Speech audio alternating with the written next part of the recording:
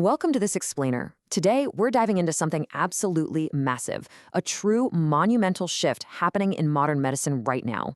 We're going to look at how artificial intelligence is basically taking healthcare from this era of reactive guesswork and beautifully evolving it into highly personalized, proactive care. So let's just get right into it, because the evolution of personalized treatment isn't just some dry technological leap, it's actually a deeply human story. And to really anchor this journey, we have to talk about MIT professor Dr. Regina Barzil. Back in 2014, she was diagnosed with breast cancer. And, like anyone facing that kind of life-altering moment, she was looking at a wall of massive uncertainty. She kept asking her doctors one very simple question: what's going to happen to me? Now, mathematically speaking, that's a totally normal prediction problem, right? But the answers she got back were shockingly inadequate. Well, that deeply personal question ended up completely changing the entire trajectory of her scientific research. So here is how we're going to map out this inspiring evolution today. 5 quick steps. We'll start with 1, the healthcare technology gap. Then 2, seeing the invisible. 3, ending one-size-fits-all medicine.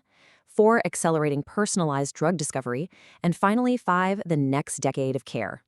We're essentially tracking the journey from the blind spots of our past healthcare system straight into a really bright, individualized future. All right, part 1, the healthcare technology gap. And this really all starts with a literal 20-minute walk in 2014 that fundamentally changed medical research.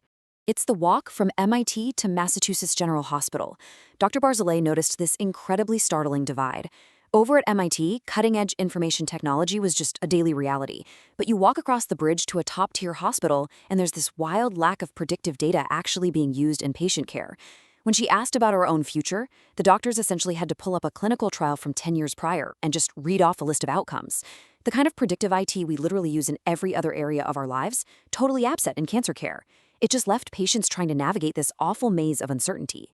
Which brings us to part 2, seeing the invisible. Because that immense frustration she felt, it sparked a brilliant solution. Her team decided AI was going to bridge this gap, and they built a model called Mirai, which wonderfully translates to future in Japanese.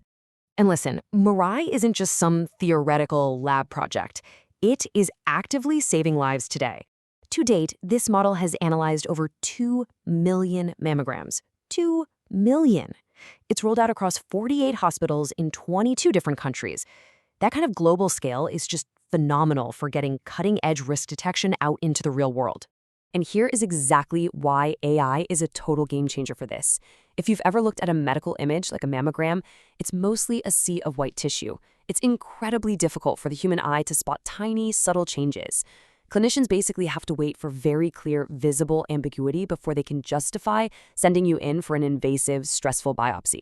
But the AI, it gently picks up on these microscopic shifts in texture and color, and it can detect cancer risk up to 5 years before symptoms even appear. It literally sees what is invisible to us.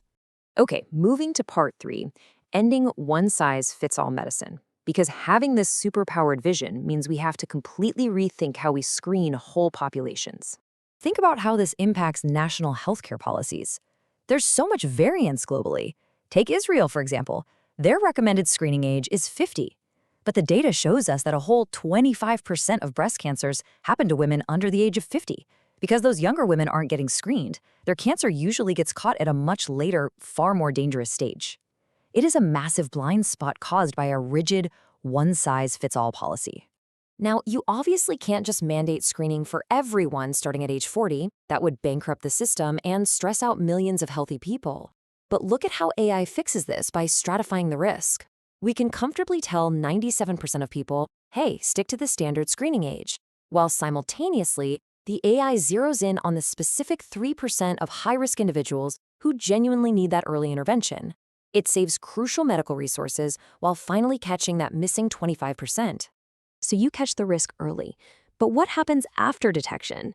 That brings us to part 4, accelerating personalized drug discovery. AI is stepping in to actually map the future trajectory of the disease itself. To really wrap your head around this, think about it like weather forecasting. Actually, scratch that. It's more like flu forecasting. Dr. Barzil's team built models that analyze the biological properties of flu proteins to predict exactly which strains are going to dominate 6 months from now. It tells organizations which vaccines to make. Now take that exact same predictive superpower and apply it to a single patient's cancer. Just like predicting the flu, the AI can forecast a cancer's completely unique, personalized path. And looking at the timeline, you can see this beautiful progression of the tech. In 2014, it was all about analyzing those large static images, the mammograms. By 2020, they pushed into the molecular level using dynamic protein language models and differential equations. And as we head toward 2026, all of this culminates in clinical trials for metastatic cancers, which is when the disease has spread and gets incredibly complex. This brings us to the biggest, most hopeful question for anyone dealing with a terrifying diagnosis.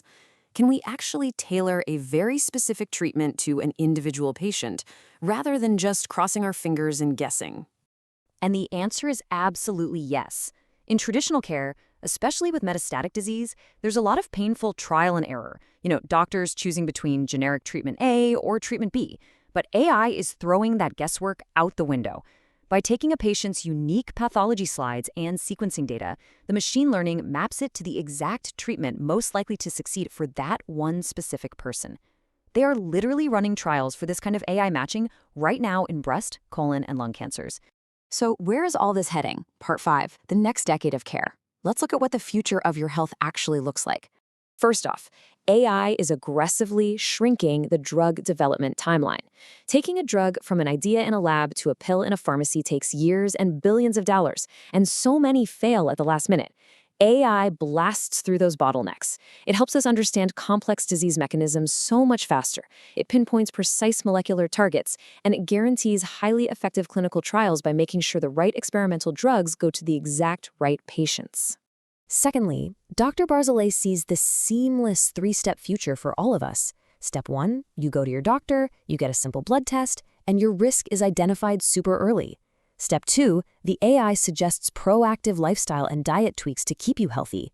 And Step 3, if you ever do need treatment, it's completely personalized and, this is huge, non-toxic. A lot of today's cancer treatments are brutal on the body, but precise matching means using highly effective drugs that let people live longer, better lives. The truly mind-blowing part? This technology isn't science fiction anymore. It is here. It is analyzing images and matching treatments as we speak. Which leaves us with one profound final question to ponder. How quickly can we push our rigid global healthcare systems to fully embrace this personalized AI revolution? The science is ready for us. Now, the next step is entirely in our hands. Thanks for joining me for this explainer, and keep questioning the future of your health.